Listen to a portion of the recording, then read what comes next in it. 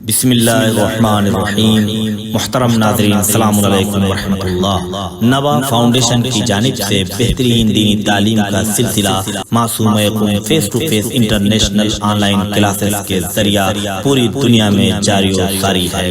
الحمدللہ بچے بڑے مرد و خواتین سب کے الگ الگ لیول اور الگ الگ کورسز ہیں۔ چلڈرن کلاسز میں ایکسپرٹ ٹیچرز کے ذریعے اردو، عربک، احکام، ترجمہ قرآن، دینیات، تجوید، قرات قرآن، حفظ، اخلاق، دعا اور خطابت سکھائی جاتی ہے۔ بڑے لوگوں کے لیے کلاسز میں تجوید قرآن، نہج البلاغہ، حسن تلاوت، ترجمہ و تفسیر قرآن، احکام، عقائد، خطابت، دعا اور تاریخ جیسے اہم موضوعات کی تعلیم دی جاتی ہے۔ سارے سرٹیفکیٹ المصطفیٰ انٹرنیشنل یونیورسٹی کی جانب سے دیے جاتے ہیں۔ رجسٹریشن کے لیے 15 اپریل سے 10 مئی 2021 تک ادارے سے رابطہ کر کے ایڈمیشن فارم حاصل کر لیں۔ انشاءاللہ ساری نیو کلاسز 15 مئی 2021 سے اسٹارٹ ہو رہی ہیں۔ اعوذ باللہ من الشیطان الرجیم، بسم اللہ الرحمن الرحیم۔ اللہم صلی علی محمد وآل محمد وعجل فرجہم۔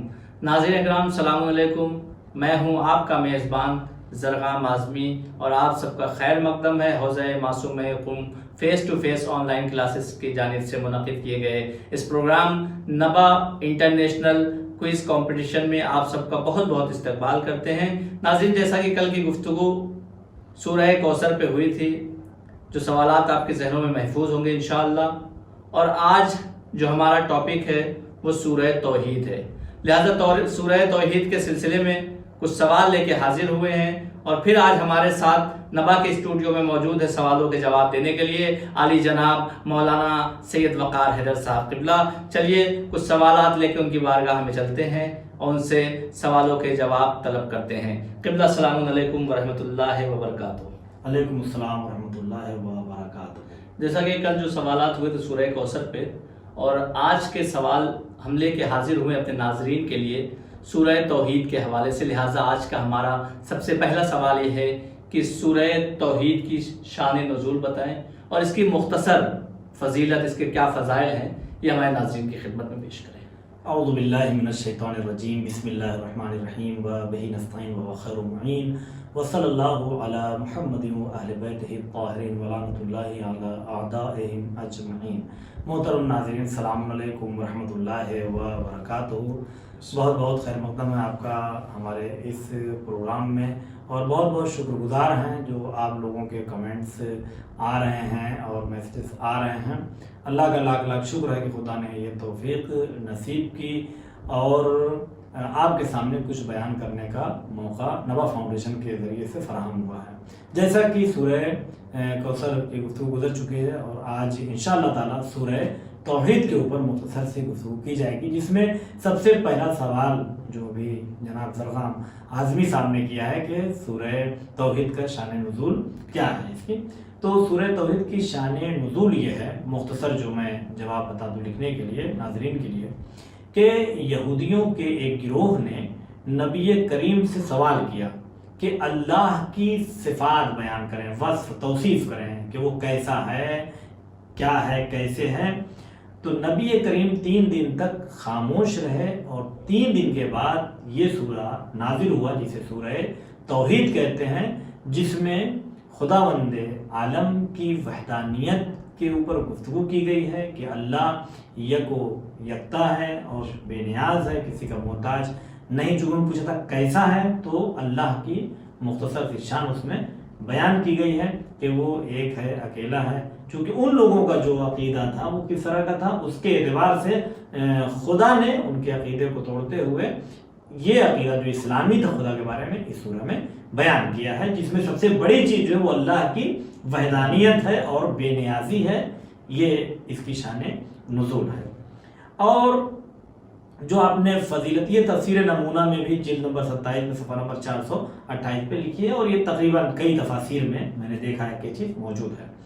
فضیلت کے بارے میں امام جعفر صادق علیہ السلام کا ارشاد ہے کہ جو شخص ایک دن کی نماز پنجگانہ میں، یعنی پورا دن اس کا گزر جائے نماز پنجگانہ پڑھے، لیکن اس میں سورہ توحید کی تلاوت نہ کرے، تو ایسے شخص کے لیے آسمان سے ندا آتی ہے کہ تو نماز گزاروں میں سے نہیں ہے، یعنی نماز گزار اس کا شمار نہیں کیا جاتا۔ یعنی کیا؟ یعنی نماز ایسا نہیں کہ نماز صحیح نہیں ہے، چونکہ حمد اور یہ کوئی نہ سوچے کہ نماز صحیح نہیں ہے، حمد اور کوئی بھی سورہ آپ نے پڑھ لیا نماز صحیح ہے، لیکن یہ کیسا بندہ ہے کہ جو ایک ایسا سورہ جس کے بارے میں بتایا جا رہا ہے کہ اس کا پڑھنا زیادہ بہتر ہے اور اس سے نماز اپنے اور کمال تک پہنچتی ہے، اسی لیے دوسری رکعت میں حمد کے بعد عموماً سورہ توحید کی تلاوت کی جاتی ہے۔ تو یہ قول یہ امام جعفر صادق علیہ السلام کو میں نے بیان کر دیا کہ اگر نہ پڑھیں تو گویا وہ نماز کی کیفیت نہیں رکھتی ہے۔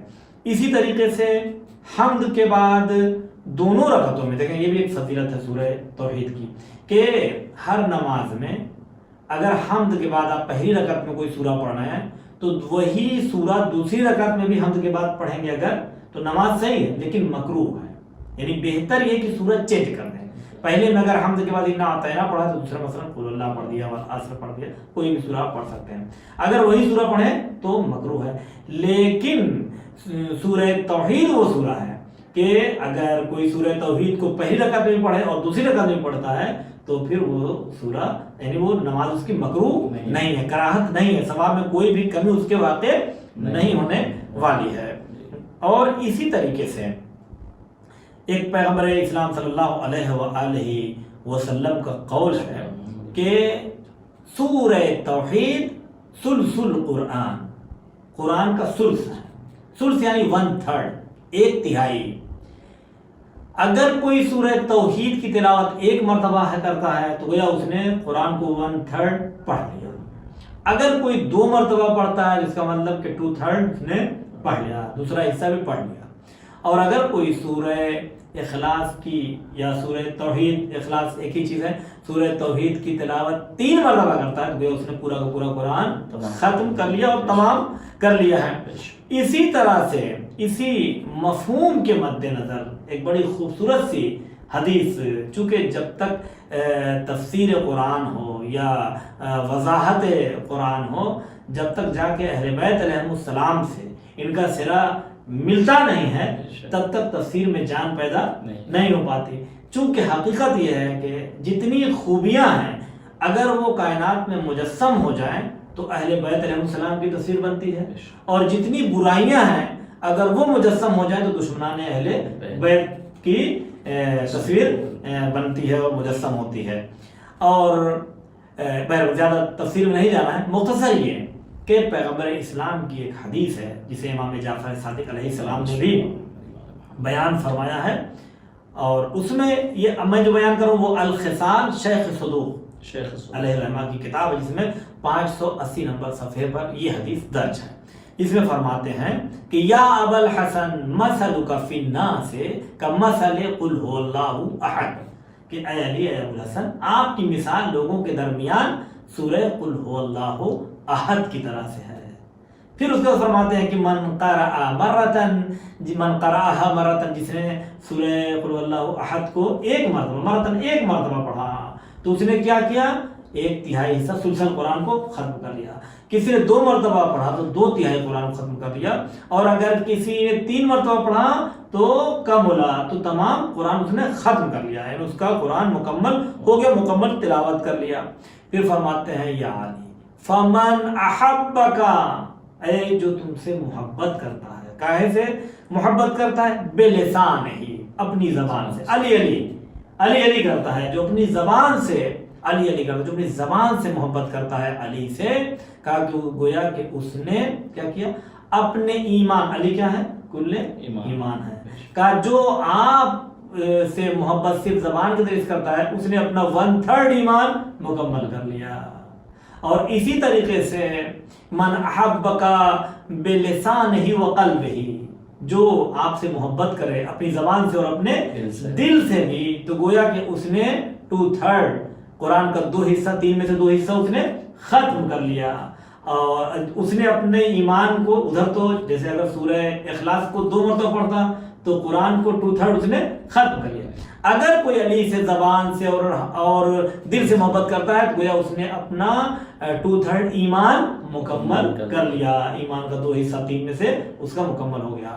اور اے علی من حبک بلسانہ وقلبہ ویدہ، اے علی جو تم سے زبان سے بھی محبت کرے، دل سے بھی محبت کرے اور تمہاری مدد اپنے ہاتھوں سے بھی کرے تو فقط استکمل الایمان، تو اس نے اپنے ایمان کو مکمل کر لیا، وہ مستکمل الایمان ہو گیا، اس کا ایمان ہی مکمل ہو گیا۔ تو مولا علی علیہ السلام کے لیے نبی کریم کی یہ حدیث جو سورہ توحید سے کافی مماثلت رکھتی ہے۔ کیوں ذات علی کی نسبت سورہ توحید سے دی گئی؟ ٹاپک بھی یہ سوال ہو سکتا ہے نا کہ بھائی سورہ توحید ہمارا چل رہا ہے کہ کیوں ذات علی کو نسبت سورہ توحید سے دی گئی؟ اس لیے دی گئی کہ دنیا اس دھوکے میں ہے کہ علی کے آنے کی وجہ سے اللہ کی توحید خطرے میں پڑ گئی، علی کے آنے کی وجہ سے ایمان خطرے میں ہے۔ علی کے آنے سے ایمان خطرے میں نہیں پڑتا، علی کے آنے سے ایمان مکمل ہوتا ہے۔ یہ عقل کی کمی ہے جن کے ایمان خطرے میں پڑ جاتے ہیں۔ کیوں توحید سے نسبت دی گئی ذات مولا کائنات کو سورہ توحید سے؟ اس لیے بہت سی وجوہات ہیں، مختصر یہ ہے کہ دیکھیے اہل بیت علیہ السلام کو جو اللہ نے اتنی فضیلت دے کر بھیجا تھا، ضروری تھا کہ اللہ اتنی فضیلت ان کو دے کر کائنات میں بھیجے، خاص طور پہ جو ایک ذات جلی جو ذات علی علیہ السلام کی صورت میں کائنات میں نظر آ رہی ہے۔ تو اب یہ ذات ایسی ہے کہ جب تذکرہ آتا ہے تو بہرحال خود بخود جو ہے وہ جذبہ ولا جو ہے وہ جوش میں آ جاتا ہے، چاہے وہ بولنے والا ہو اور چاہے وہ سننے والا ہو۔ اللہم صلی علی محمد و آل محمد وعجل فرجہم۔ کمالات اس لیے دے کر بھیجے کہ جب یہ سورج کو پلٹائیں تو فوراً بے عقلوں کی طرح فوراً خدا نہ کہہ دینا۔ وہ قوم جو پتھر کو خدا کہے، اسے خدا اسے خدا، اگر کوئی اس میں علی کو خدا کہہ دے تو اس میں کیا کیا جا سکتا ہے؟ تھوڑا سا تو سوچنا چاہیے نا کہ جب علی نے سورج کو پلٹایا تو فوراً سجدہ میں نہ گر پڑو علی کہ اللہ ہیں۔ یہ بھی تو دیکھو کہ سورج کو کیوں پلٹایا، تو جب آپ اس کا پیغام کیوں پلٹایا؟ نماز کے لیے۔ نماز کس کی؟ یہ کون آ گیا بیچ میں؟ اگر یہ خدا ہے تو نماز کس کی؟ وہ خدا کی۔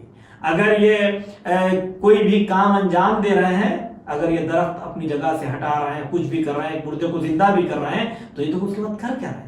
سجدہ معبود میں اپنا سر رکھ رہے ہیں۔ تو ساری کائنات میں جتنے لوگ ساری چیزوں کو خدا کہہ رہے تھے، اللہ یہ چاہتا تھا کہ سب سے سب کو ہٹا کر اہل بیت علیہ السلام کی ذات کی طرف جذب کیا جائے۔ انہیں دیکھو، تم درخت کے پیچھے پڑے ہو، یہ اشارہ کرتے ہیں درخت چلنے لگتا ہے، تم سورج کا سجدہ کرتے ہو، ان کے اشارے پہ سورج پلٹ جاتا ہے، تم دریا کا سجدہ کرتے ہو، یہ روانی بدل دیتے ہیں، تو تم ادھر ادھر لگے ہوئے ہو۔ یہ دیکھو یہ کون لوگ ہیں جو یہ کر رہے ہیں؟ جب ساری دنیا ان کے در پر آئے تو اب یہ دیکھیں کہ یہ کیا کر رہے ہیں، اب یہ دیکھیں کہ یہ کیا کر رہے ہیں۔ تو پتہ چلا کہ ہزار ہزار تکبیر کی آواز آ رہی ہے، کس کی نماز؟ ہزار رکعت کس کی نماز پڑھی جا رہی ہے؟ تو وہ علی جو کائنات میں مظہر صفات جمالیہ و جلالیہ الہی بن کر آیا تھا، جمالیہ اور کمالیہ الہی بن کر آیا تھا، تو وہ علی کس ذات کے سامنے سجدہ کر رہا ہے؟ تو علی کی ذات سے توحید کو خطرہ نہیں ہے، علی کی ذات سے ایمان مکمل ہوتا ہے، توحید انسان کے دل میں بیٹھ جاتی ہے اور شرک سے انسان محفوظ رہتا ہے اور دور رہتا ہے۔ جزاک اللہ، بہت عمدہ جواب، مکمل جواب آپ نے دیا۔ لہذا ناظرین، ہم بڑھتے اپنے دوسرے سوال کی طرف، اور آج کا قبلہ سے ہمارا دوسرا سوال یہ ہے کہ سورہ توحید کی آسان لفظوں میں، سورہ توحید کا آسان لفظوں میں ترجمہ میرے ناظرین کی خدمت۔ ہاں، ترجمہ سورہ توحید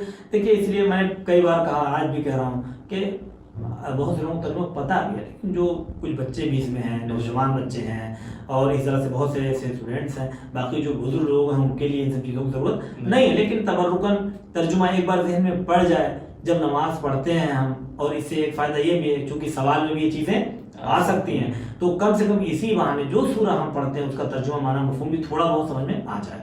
تو اس میں بسم اللہ الرحمن الرحیم معلوم ہے کہ شروع میں کرتا ہوں اس اللہ کے نام سے جو بڑا مہربان اور بہت زیادہ رحم کرنے والا ہے، جس کی رحمتیں دائمی ہیں اور عظیم ہیں۔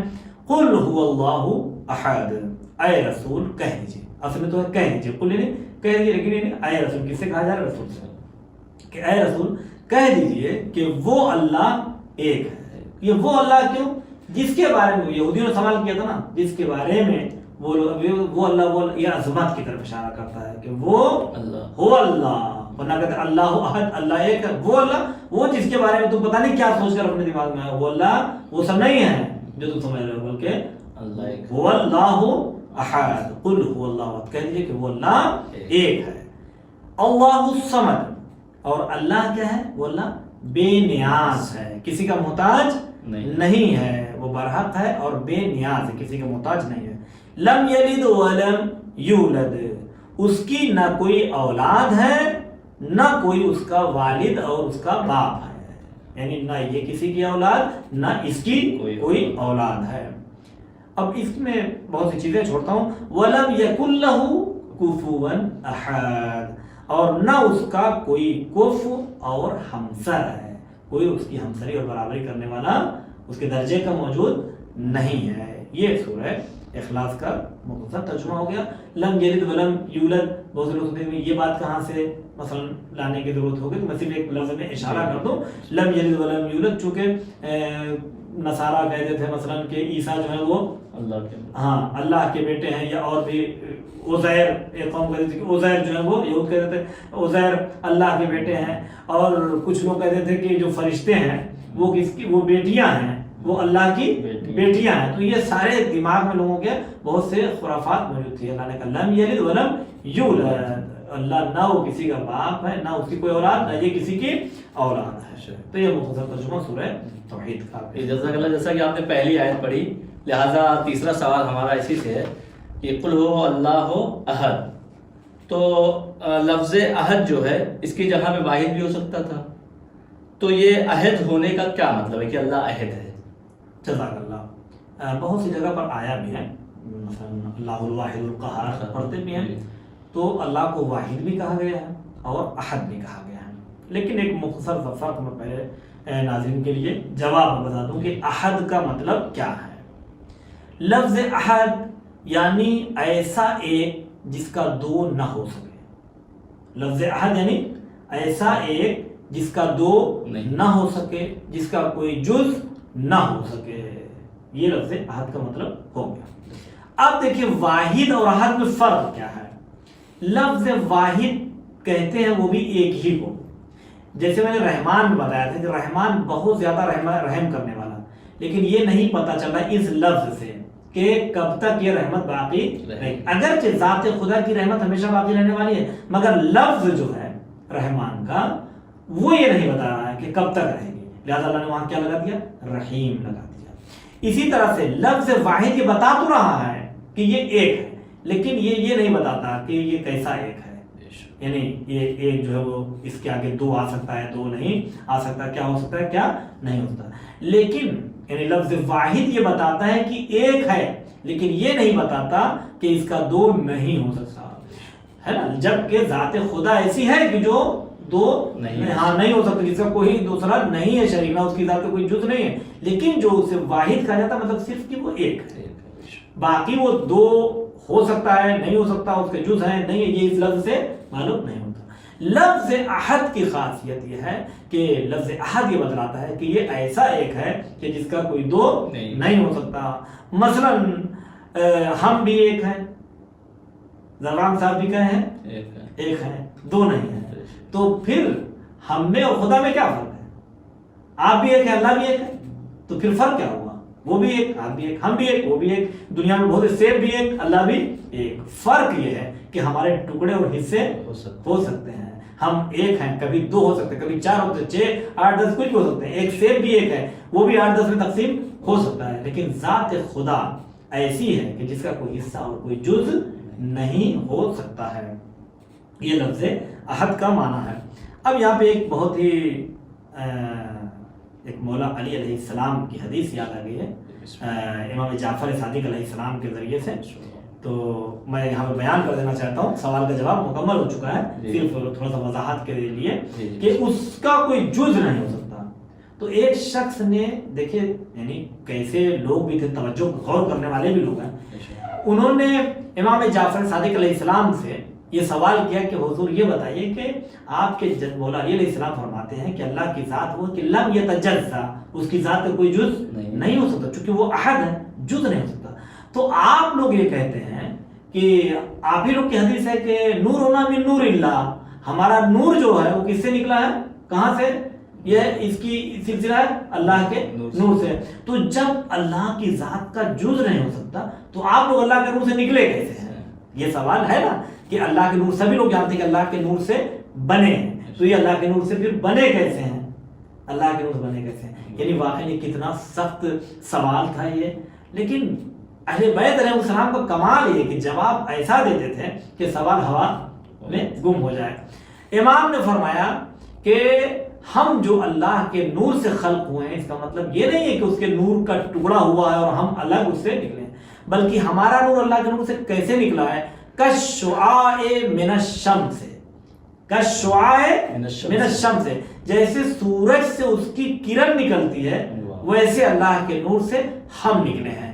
یعنی جو کرن ہے وہ سورج کا حصہ نہیں ہے، نہ سورج کا جز ہے، بلکہ وہ سورج کی روشنی ہے. کرن دلیل ہے سورج کے وجود پر. اگر کرن دیکھتا ہے انسان سمجھ جاتا ہے کہ سورج نکلا ہوا ہے. اسی طرح اللہ نے اپنی توحید کی دلیل، اپنے وجود کی دلیل اہل بیت علیہ السلام کو بنا کر اس آفتاب توحید کی یہ کرنیں ہیں، انہیں دیکھتے چلے جاؤ اللہ کو پہچانتے چلے جاؤ. جزاک اللہ، بہت عمدہ جواب آپ نے دیا قبلہ. لہٰذا ہم بڑھتے ہیں چوتھے سوال کی طرف ناظرین، اور آج کا ہمارا چوتھا سوال قبلہ سے ہے کہ توحید کی اقسام بیان فرمائیں کہ کتنی قسم ہے توحید کی. جی، توحید کی جو قسمیں ہیں ایسے اقسام در اقسام، بہت سے اقسام اس میں نکلتے ہیں. دیکھیں توحید، پہلی بات تو بتاؤ، توحید شرک کے مقابلے میں توحید یعنی اللہ کو ہر لحاظ سے ایک اور اکیلا ماننا، کہیں سے اس کا کوئی شریک نہ ماننا کسی بھی چیز میں. اب اسے جب جمع کیا تو عام طور پر جو موٹی موٹی توحید کی قسمیں بنتی ہیں جس پر ایمان رکھنا واجب اور ضروری ہے، وہ توحید کی 4 قسمیں بنتی ہیں. پہلی قسم تو توحید ذاتی ہے. توحید ذاتی، ذات والی توحید، یعنی کیا اللہ کی ذات، اللہ اپنی ذات میں ایک ہے، دو خدا نہیں ہے، اس کا کوئی شریک نہیں ہے. تو توحید ذاتی کا مطلب کیا ہوا کہ اللہ کا کوئی شریک نہیں، وہ وحدہ لا شریک ہے. اور اسی طریقے سے اچھا دیکھیں، جہاں جہاں میں احد واحد کی بات کیا تھا، اسی لیے جہاں جہاں واحد آیا اکثر جگہ پہ لا شریک لہ آیا ہے. لا شریک لہ یعنی یہ سمجھو واحد ہے مگر لا شریک لہ، کوئی اس کا شریک نہیں ہے. تو توحید ذاتی کا مطلب یہ ہے کہ اس کی ذات میں کوئی اس کا شریک نہیں ہے. ٹھیک، اس کی ذات ایک ہے، اکیلی ہے، یکتا ہے. دوسری قسم جو ہے وہ توحید صفات کی ہے. توحید صفاتی، صفت میں، یعنی کہ یعنی اس کی توحید صفاتی یعنی اس کی ذات اور صفت ایک چیز ہے، ایک ہی ہے، الگ نہیں ہے. جو اس کی ذات ہے وہی اس کی صفات ہے. ہماری ذات اور ہماری صفات الگ ہے. ہم آج ہیں، ایک چیز ہمارے پاس ہے، ایک صفت ہمارے پاس ہے، ایک صفت نہیں ہے. ہم تھے، وہ صفت نہیں تھی، ہے نا. کبھی ہم تھے لیکن وہ صفت نہیں تھی. ہم تھے، علم نہیں تھا. ہم تھے لیکن ہمارے پاس وہ ہنر اور فن نہیں تھا. ہم تھے، ہمارے پاس قدرت نہیں تھی. لیکن جو اللہ کی ذات ہے وہی اس کی صفات اور وہی اس کا کمالات ہیں. الگ سے کچھ اس کے اوپر طاری اور عارض نہیں ہوا ہے، سب ایک ہی ہے. تو اللہ کی ذات اور صفت ایک ہے، یہ توحید صفاتی ہے. اور جیسا کہ کہا گیا ہے کہ اللہ کی ذات کے بارے میں بہت زیادہ نہ سوچیں. اللہ کو کیسے پہچانیں؟ اگر یہ سوچتے رہیں کہ وہ ایک ذات کیسی ہوگی جو ہے بھی، نہیں بھی دکھ رہی ہے، جس میں کوئی سما نہیں سکتا، وہ کسی میں سما نہیں سکتی ہے، جو ہمیشہ سے ہے، ہمیشہ رہے گی، آنکھ اسے دیکھ نہیں سکتی، دل اسے اس طرح سے عام طور پہ جو حواس کے ذریعے سمجھا جاتا ہے سمجھ نہیں سکتا، تو کیسے ہم کس چیز میں توجہ کریں؟ تو احادیث میں ہے کہ اللہ کی ذات کے بارے میں نہ سوچو، اللہ کے صفات کے بارے میں.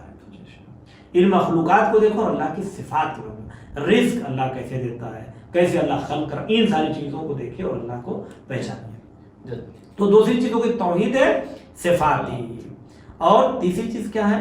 توحید افعالی. توحید افعال میں، کاموں میں، یعنی جتنے بھی کام ہو رہے ہیں سب کا فاعل اور سب کو انجام دینے والی جو ذات ہے، اصل میں سب کی علت ہے، سب کا سبب ہے، وہ کون ہے؟ وہ ذات خدا ہے.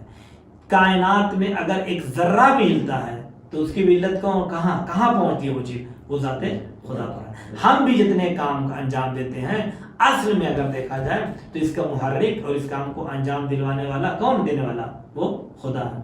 ایسا نہیں ہے کہ وہ اس سے یہ جبر والا مسئلہ ذہن میں نہ آ جائے کہ مثلا خدا ہم سے سب کروا رہا ہے، نہیں، کس طرح سے گھوم کر جاتا ہے وہاں کہ یہ اللہ کا لطف و کرم ہے کہ اسی نے یہ طاقت ہمارے ہاتھوں میں دی ہے کہ ہم یہ کام انجام دے سکتے. اگر وہ طاقت نہ دیتا تو ہمیں انجام نہ دیتے. لیکن یہ قدرت کا دینا یہ ایسا نہیں کہ ہمارے اختیار کو سلب کر لیتا ہے یا کھینچ لیتا ہے یا ہمارا اختیار ختم کرتا ہے. تو یہ ہو گیا توحید افعالی، یعنی جتنے بھی انسان یہ سوچے کہ کائنات میں جتنے بھی کام انجام پا رہے ہیں ان کا اصل انجام دینے والا کون ہے؟ خدا ہے. اگر آپ کا کام کہیں سے بھی انجام پاتا ہے تو یہ نہ سوچے فلاں نے کر دیا، انہوں کر دیا، کیا انہوں نے ہے، لیکن شکر خدا کرنا چاہیے کہ اللہ کی ذات جو ہے اسی نے یہ سارے کمالات دے رکھے ہیں. تو یہاں سے کسی کے ذہن میں یہ نہ آئے کہ اللہ نے ہی جب سب کچھ دیا ہے، طاقت دیا ہے، تو اس میں اگر ہم کوئی گناہ بھی کرتے تو وہی بھی اللہ انجام دیتا ہے. تو اللہ گناہ انجام نہیں دیتا ہے. اللہ نے آپ کو طاقت دی ہے گناہ کرنے کی، لیکن اسی کے ساتھ ساتھ عقل دیا ہے. تو یہ عقل بھول جاتے ہیں لوگ اور گناہ والی طاقت یاد رکھتے ہیں. تو اللہ کا تو یہ بہت بڑا انسان کے اوپر کرم ہے. پھر اس کے بعد جو چوتھی چیز ہے وہ ہے توحید در عبادت. توحید در عبادت کا مطلب کیا ہے؟ کہ انسان اپنی عبادت میں صرف اور صرف خدا کو یاد رکھے. صرف اللہ کے لیے عبادت ہو سکتی ہے، غیر اللہ کے لیے کسی کے لیے بھی عبادت نہیں ہو سکتی ہے. عبادت کی ہی نہیں جا سکتی کسی کی سوائے اللہ کے. اب کچھ لوگ یہاں سے نکال لیتے ہیں مثلا شرک کا مفہوم کہ مثلا عبادت صرف اللہ کی ہوتی ہے. تو پھر آپ مثلا اہل بیت علیہ السلام کے در کا بوسہ کیوں دیتے ہیں، مثلا جو ہے وہ ان کے اتنا احترام کیوں کرتے ہیں، اور یہ ساری چیزیں کہ وہ کہتے ہیں مطلب آپ نے اگر کچھ چوم لیا، علم چوم لیا مثلا تو کیا ہو گئی؟ یہ عبادت ہو گئی. آپ نے مثلا تعزیہ اٹھا لیا تو اللہ کی عبادت یہ نہیں کرنا چاہیے، چوم رہے ہیں آپ، یہ چومنے کو عبادت نہیں کہتے. ہم احترام کر رہے ہیں ان چیزوں کا، ہم ان کی عبادت نہیں کرتے، احترام ان کا کرتے ہیں. یہ اور بات ہے کہ یہ احترام کرنا یعنی ان محبت ایک طرح سے اظہار محبت ہے. ہم اہل بیت سے محبت کرتے ہیں اور یہ محبت کیا ہے؟ اللہ کی عبادت ہے. جی تو اب اس میں کون سی بڑی بات ہے؟ جب انسان بیمار کی عیادت کرتا ہے، عیادت کے لیے جاتا ہے نا، تو بیمار کی عیادت کے لیے گئے، لیکن عیادت بیمار کی ہے، لیکن عبادت کس کی ہے؟ وہ اللہ نے اپنی عبادت کرا دیا. تو اللہ کی عبادت تو صرف اور صرف پروردگار کی ہوگی، کسی اور کی عبادت نہیں ہو سکتی ہے. یہ جو توحید کے جو چار موٹے موٹے جو معنی بیان کیے گئے ہیں وہ میں نے آپ کے سامنے بیان کیے. اسی کے مقابلے میں شرک ہوتا ہے. اگر ذات کا کسی کو شریک کیا تو توحید ذاتی انسان کی خراب ہے. اگر کسی نے صفات میں شک کیا کہ اللہ کی ذات الگ ہے، صفات الگ ہے، تو اس کے اندر کیا ہے؟ شرک صفاتی موجود ہے، یعنی اس کے اندر ابھی توحید پوری مکمل اس کی نہیں ہے.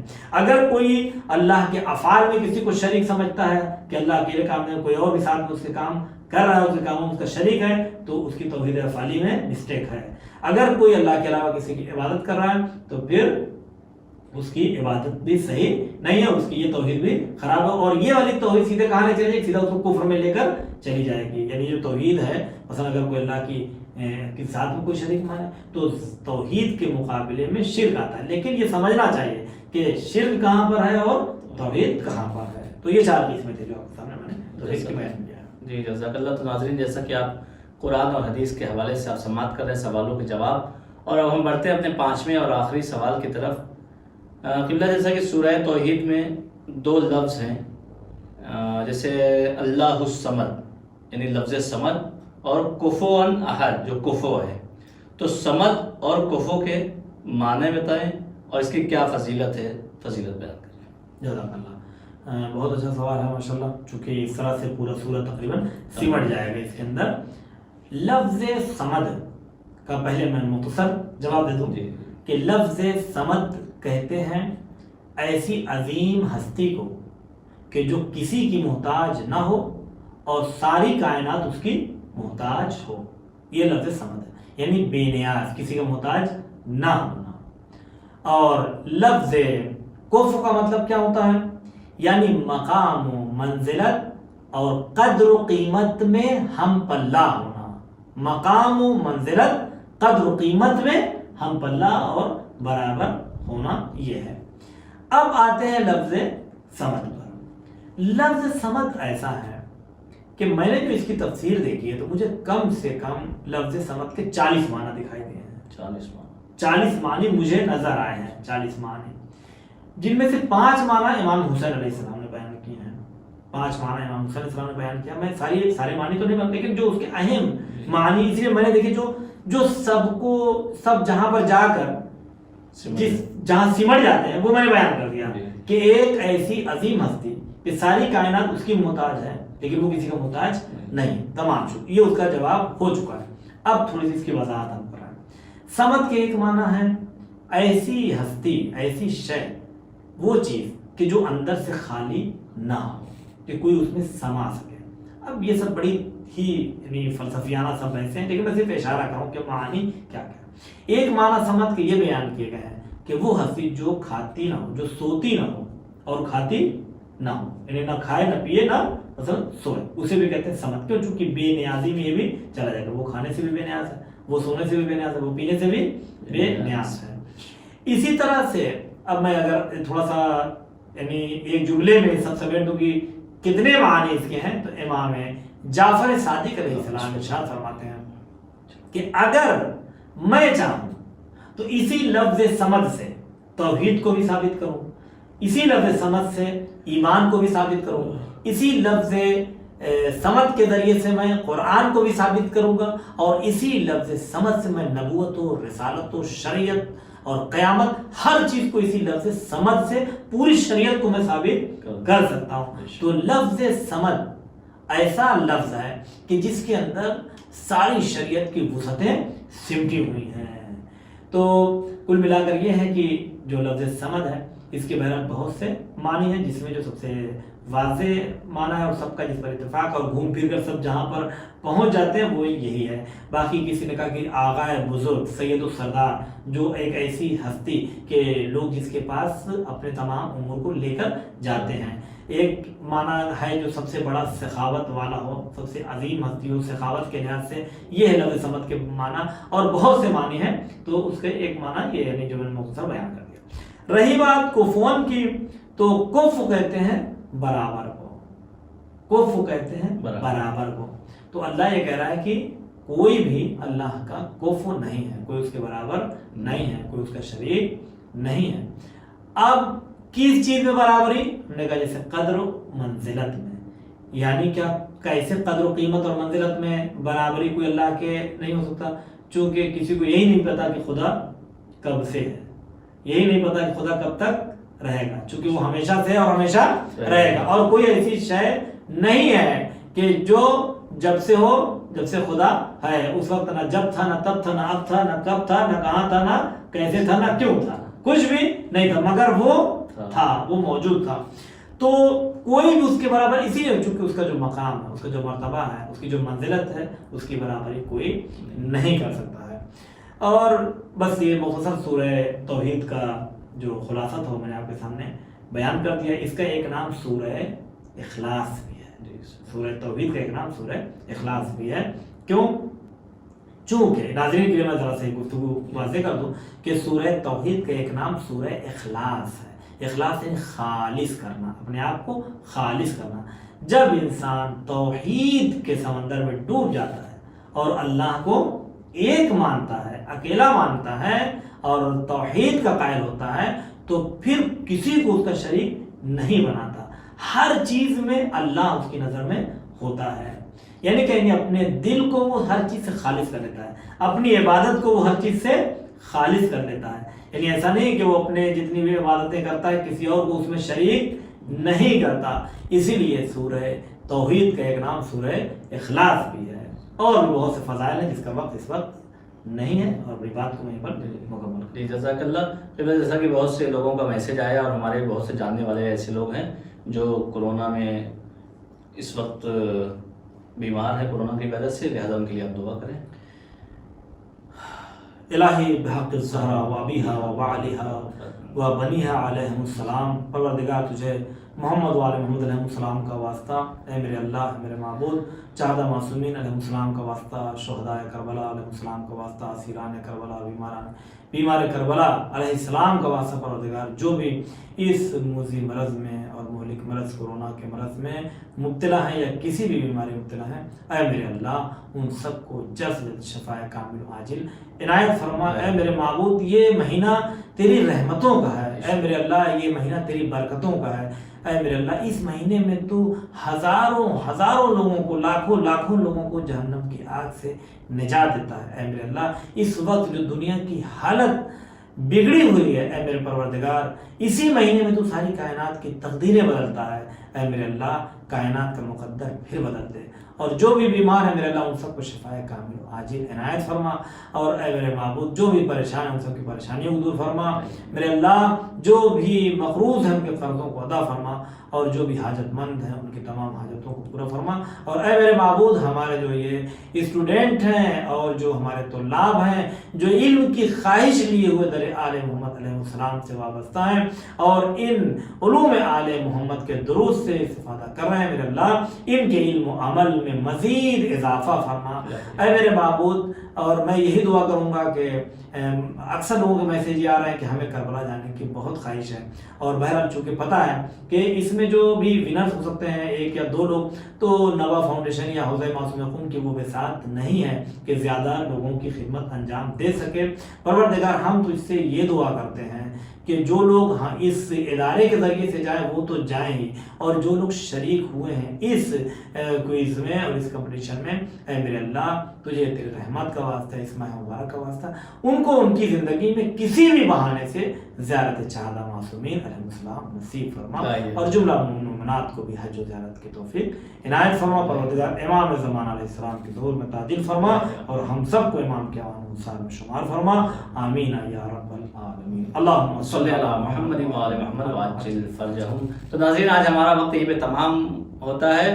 خوش رہیے، سلامت رہیے، اللہ آپ سب کو سلامت رکھے. اب ہمیں اجازت دیجیے، پھر ملاقات ہوگی انشاءاللہ کل اسی وقت. تب تک کے لیے ہمیں اجازت دیجیے. خدا حافظ والسلام علیکم ورحمۃ اللہ وبرکاتہ. بسم اللہ الرحمن الرحیم. محترم ناظرین السلام علیکم ورحمۃ اللہ. نوا فاؤنڈیشن کی جانب سے بہترین دینی تعلیم کا سلسلہ معصوم face to face international online classes کے ذریعہ پوری دنیا میں جاری و ساری ہے. الحمدللہ بچے بڑے مرد و خواتین سب کے الگ الگ لیولز اور الگ الگ کورسز ہیں. چلڈرن کلاسز میں ایکسپرٹ ٹیچرز کے ذریعے اردو، عربک، احکام، ترجمہ قرآن، دینیات، تجوید، قرات قرآن، حفظ، اخلاق، دعا اور خطابت سکھائی جاتی ہے. بڑے لوگوں کے لیے کلاسز میں تجوید قرآن، نہج البلاغہ، حسن تلاوت، ترجمہ و تفسیر قرآن، احکام، عقائد، خطابت، دعا اور تاریخ جیسے اہم موضوعات کی تعلیم دی جاتی ہے. سارے سرٹیفکیٹ المصطفیٰ انٹرنیشنل یونیورسٹی کی جانب سے دیے جاتے ہیں. رجسٹریشن کے لیے 15 اپریل سے 10 مئی 2021 تک ادارے سے رابطہ کر کے ایڈمیشن فارم حاصل کر لیں. انشاءاللہ ساری نیو کلاسز 15 مئی 2021 سے اسٹارٹ ہو رہی ہیں.